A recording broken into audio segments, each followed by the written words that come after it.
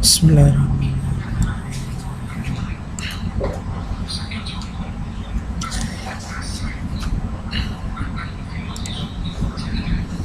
Baik, Assalamualaikum warahmatullahi wabarakatuh.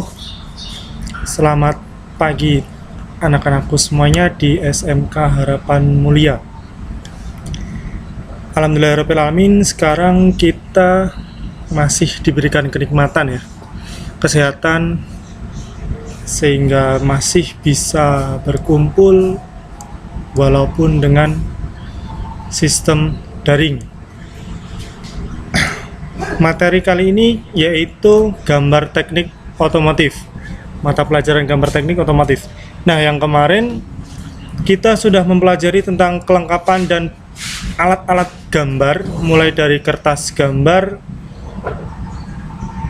pensil, jenis-jenis pensil, serta berbagai macam alat gambar yang lainnya beserta fungsinya. Nah, untuk pertemuan kali ini kita akan membahas garis-garis gambar teknik. Jadi, garis-garis gambar teknik dalam dunia teknik itu ada berbagai macam garis, dan tipenya, jenisnya seperti apa, itu ada sendiri. Ada fungsinya, jenis-jenisnya. Kali ini kita akan mempelajari garis-garis gambar teknik. Untuk tujuan pembelajaran kali ini, yang pertama, harapan kami yaitu siswa dapat mengetahui, menjelaskan macam-macam garis gambar teknik seperti apa. Yang kedua yaitu menjelaskan cara menggambar dengan menggunakan garis gambar dengan benar dan tepat tentunya. Kemudian yang ketiga yaitu menjelaskan perbedaan garis gambar teknik dengan benar dan tepat sesuai fungsi masing-masing garis. Nah, yang terakhir harapannya yaitu siswa dapat dan mampu menerapkan penggunaan garis gambar teknik dalam bentuk gambar. Oke, lanjut ya.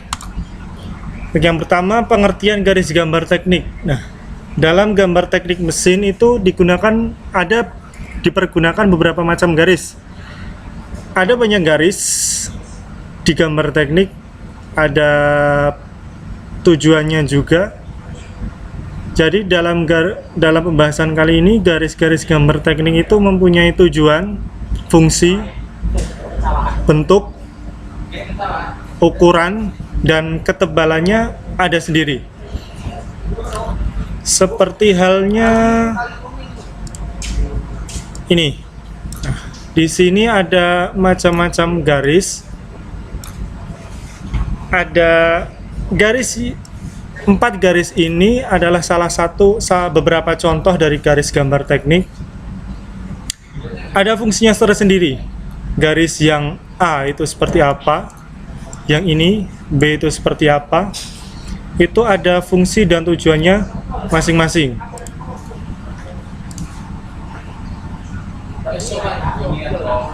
Kemudian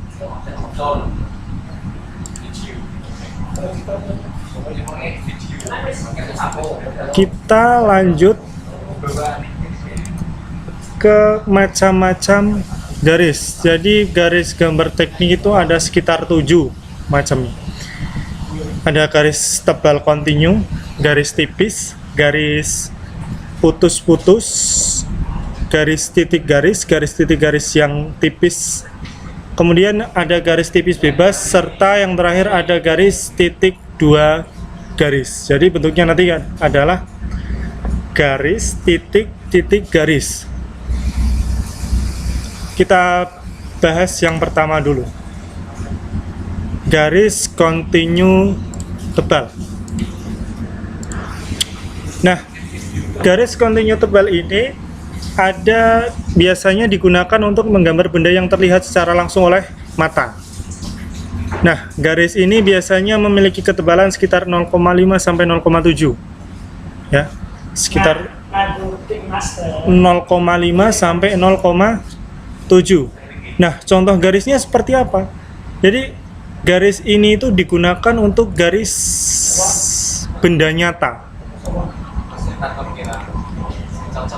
benda nyata, benda yang terlihat langsung oleh mata. Garisnya seperti apa ini?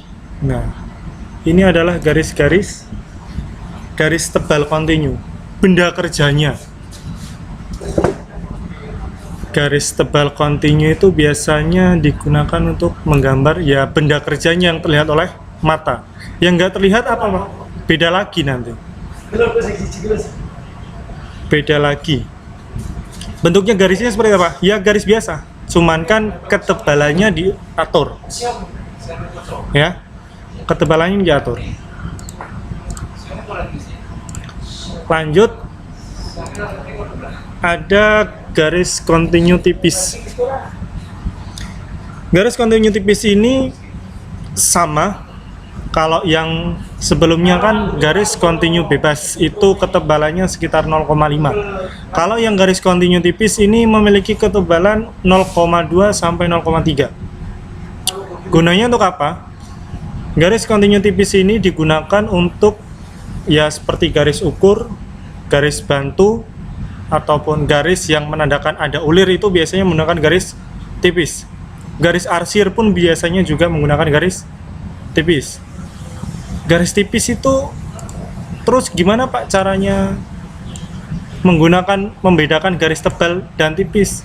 Biasanya di toko-toko buku, alat-alat tulis itu ada yang jualan yang jualan pensil mekanik sekitar ukuran 0,5 ada sendiri, 0,2 juga ada sendiri. Nah, untuk untuk garis tipis ini, biasanya ini seperti halnya ini. Contohnya garis arsir. Jika kalian ingin mengarsir suatu gambar, silakan gunakan garis tipis, ya. Gunakan garis tipis.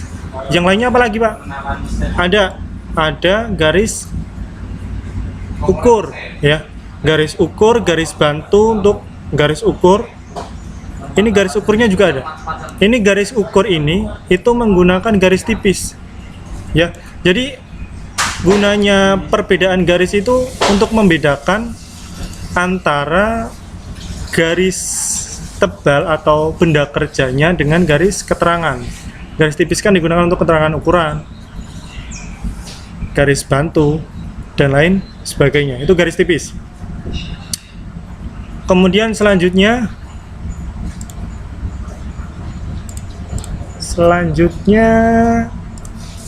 garis putus-putus.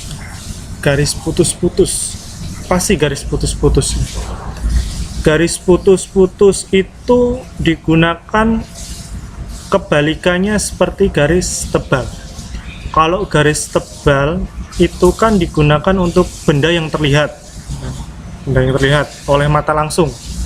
Kalau garis putus-putus itu digunakan untuk menggambar benda yang tidak terlihat langsung oleh mata. Bukan berarti benda itu benda gaib, bukan. Benda itu, garis itu ada di belakang garis, ada di belakang kita lah benda kerjanya misalnya. Contohnya ini, ada kubus. Jadi kubus ini, nah ini kalau yang ini benda garis nyata, garis tebal gunakannya, ya. Kalau yang garis tipis itu menggunakan fungsinya ini. Oh, bukan garis tipis. Garis putus-putus ini. Nah, misalkan pandangan depan itu seperti saya, pandangan depan. Ini pandangan depan. Pandangan depan itu ke sini. Maka yang garis 1, 2, 3 ini kan nggak terlihat. Nah, garis yang nggak terlihat ini nanti kalian menggambarnya dengan menggunakan garis putus-putus.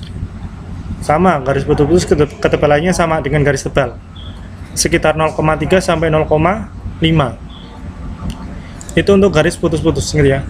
Garis putus-putus itu digunakan untuk benda atau untuk garis bayang-bayang atau benda yang tidak terlihat langsung oleh mata. Itu garis putus-putus.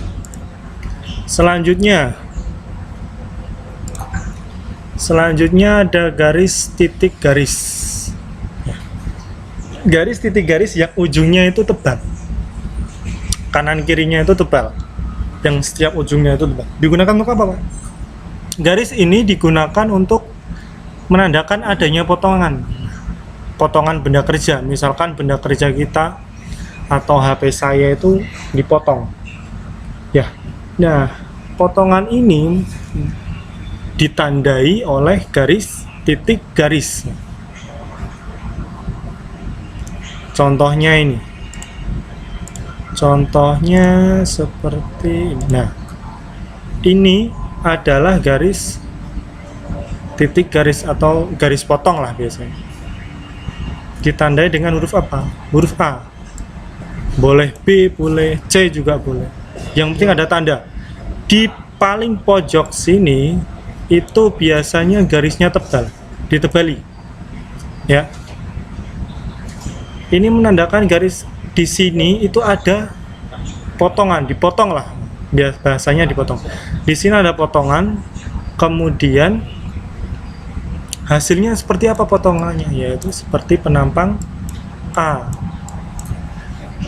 Itu untuk garis titik garis ya.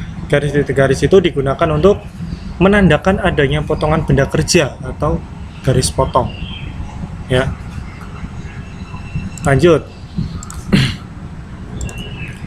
Kemudian ada garis titik garis tapi garisnya yang tipis. Kalau tadi yang menandakan adanya potongan itu kan garisnya yang tebal. Kalau ini ada yang tipis. Yang tipis digunakan untuk apa? Nah, garis titik garis ini untuk yang tipis digunakan untuk garis sumbu. Garis sumbu atau garis pusat lingkaran. Jadi setiap ada lingkaran itu diharapkan selalu diberikan garis ini, yaitu garis titik garis tipis. Ini bentuknya. Setiap ada lingkaran wajib ada garis ini. Sehingga jika ada garis ini pasti ada lingkaran gitu aja. Ya enggak? Ini untuk garis titik garis. Nah, contohnya ini. Ini kok ada garis titik garis. Berarti apa? Bentuk ini atau bentuk kerja ini adalah sebuah lingkaran. Yang ini kalau pandangan samping, pandangan atasnya seperti apa? Ya, hasilnya seperti ini. Nah, ini kan sebuah lingkaran. Nah, lingkaran ini itu pasti ditandai dengan adanya garis titik garis. Paham ya? Itu untuk fungsinya. Untuk ketebalannya biasanya menggunakan garis yang tipis, ukuran garis tipis sekitar 0,3. Itu untuk garis titik garis ya. Lanjut. Untuk garis bebas tipis. Ini mulai agak sulit. Garis bebas tipis itu digunakan untuk sebagai simbol bahwa di sana itu ada sebuah potongan sebagian. Ada sebuah potongan sebagian. Ya. Contohnya seperti apa, Pak? Contohnya ini. Ini kan ada garisnya. Nah, ini itu sebenarnya lengkap. Ada benda kerja yang lengkap tanpa potongan. Tapi karena untuk menjelaskan benda yang ada di dalam agar lebih jelas, itu kan harus dipotong, harus dibelah lah bahasanya. Harus dibelah. Hasilnya seperti apa? Ya ini. Hasilnya ini. Gambar potongan. Tandanya ya ini. Ada garis tipis bebas. Digunakan untuk gambar potongan. Itu ya. Lanjut, ada garis titik 2 garis. Garis ini digunakan untuk sebagai garis yang benda kerjanya itu bergerak. Ya. Benda kerjanya bergerak. Jadi garis ini tuh, oh iya, menandakan, oh setiap ada garis ini, oh ternyata saya tahu bahwa benda kerja yang saya gambar itu bergerak yang bagian ini gitu. Contohnya apa Pak? Nih, contohnya seperti ini kan fan belt ya. Fan belt ada motornya ya. Fan belt itu kan berputar. Inilah yang dimaksud, fan belt itu putar.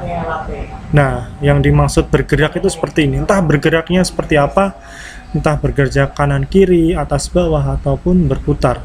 Itu setiap ada benda kerja yang bergerak, cara menggambarnya yaitu dengan menggunakan garis, titik, garis. Contohnya, ini contohnya. Ini kan fan belt. Fan belt itu berputar, ya. Oke, itu ya. Lanjut. Nah, ini adalah sebuah rangkuman. Ada sekitar 7. 1, 2, 3, 4, 5, 6, 7. Ada 7 garis yang wajib kalian ketahui agar kalian nantinya bisa menggambar. Baik, mungkin itu saja yang dapat saya sampaikan. Jika ada pertanyaan silahkan ditanyakan via WhatsApp ya. Via WhatsApp boleh, ketemu juga boleh, nggak masalah. Mungkin itu saja. Mohon maaf apabila ada salah-salah kata. Sekian dari saya. Assalamualaikum warahmatullahi wabarakatuh.